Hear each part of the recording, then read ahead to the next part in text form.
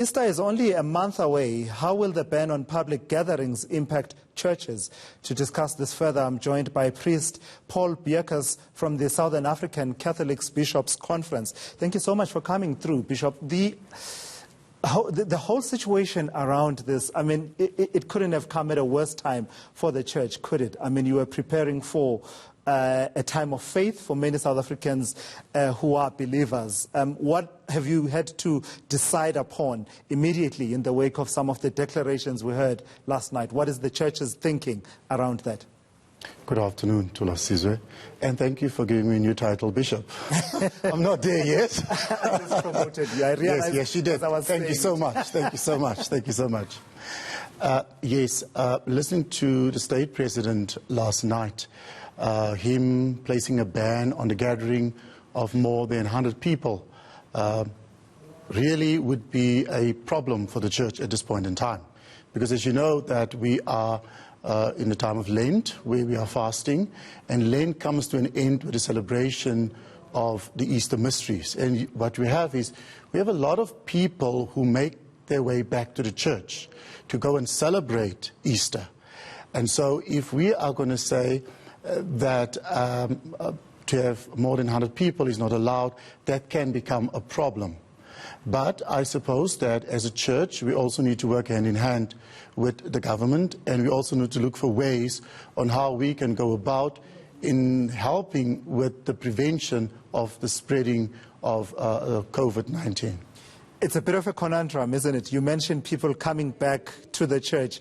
I assume you're talking about people who had sort of disconnected from the faith and perhaps used this as a springboard in terms of their life in the faith. And this happening at a time when you're saying that you see that trend, but at the same time, a nation, uncertainty, and people perhaps seeking answers and not being able to then come through to the church. It's a bit of a conundrum, isn't it? Yes, it is. It is a bit of a conundrum, but it's not something that should make us to lose faith. I think the whole situation can be a gift to us. In actual fact, I think it is a gift to us that a church who's not gathered and who might be scattered does not necessarily mean we are not a church.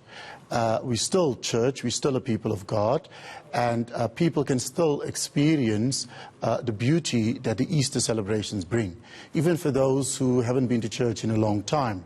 I think this is a time where people are really called to enter deeply into prayer and to enter deeply into reflecting on what does my faith mean for me. Yeah.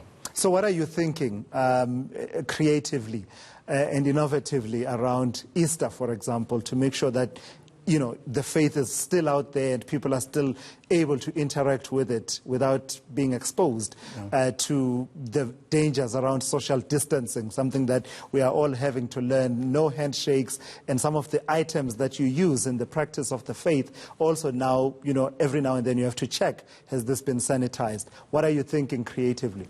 Yes, we have actually put measures in place, as you say, that, that shaking of hands in a church ceremony plays a big part of the liturgy.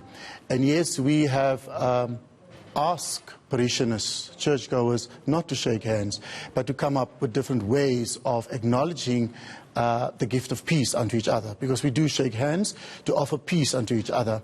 And at the moment we have learned, and we are learning from our Oriental brothers and sisters where, they take their hands and place their hands in front of the chest and do the bowing over in order to acknowledge the divine in each other. So that's a beautiful way of offering the sign of peace. And in some of our churches, among our congregations, we have implemented that. Yeah. We've also, in order to place measures in place not to spread the virus, something new, something different, introduce hand sanitizers, because we feel that if people's hands are clean, we feel that we will then be safe in that particular way, and will also help not to spread the virus. I'm out of time, but lastly, around the issue of communion, if you are to have church gatherings that do fit the criteria, that have at least, let's say, 99 people, what's your word? What are you saying around issues around sharing of communion, particularly in contexts where people usually take it from the same cup? Okay. At the moment, what we have done is we've suspended the distribution of the precious blood. So there is no drinking from the same cup, but we still continue to distribute the body of Christ. And what we've also done there is, instead of receiving communion on the tongue, we ask people now to outstretch their hands, because when they enter the church, we have, as I said, hand sanitizers where they can sanitize their hands, and we feel that's a better way to help us in order to prevent the spread of COVID-19. All right, Priest Paul Beukes, thank you so much for sharing those with us, key information for many people who are believers. He is from the Southern African Catholic Bishops' Conference, sharing some of the insights and some of the measures that the church is taking in response to COVID-19.